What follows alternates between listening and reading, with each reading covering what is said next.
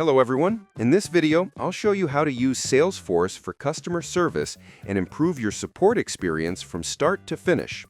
Once you're logged into Salesforce, go to the Service app from the App Launcher. This is where all your support cases, customers, and communication channels are managed.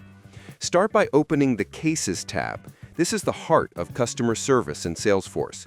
You can manually create a case or set up automatic case creation from emails, web forms, or chat messages. Each case stores details like the issue type, customer name, priority, and current status.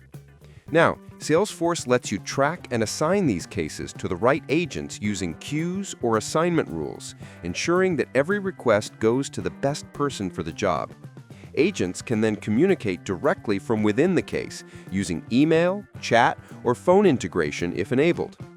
To make support faster, use macros to automate repetitive actions like sending responses or closing resolved cases. You can also use knowledge articles to quickly share solutions or guide customers to self-service answers through a help center.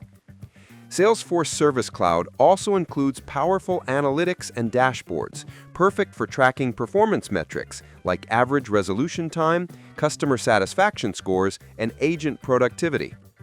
By combining all these tools, cases, automation, and analytics, Salesforce helps your support team deliver consistent, personalized, and efficient service.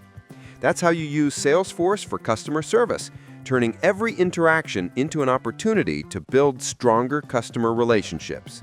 Subscribe to the channel for more videos.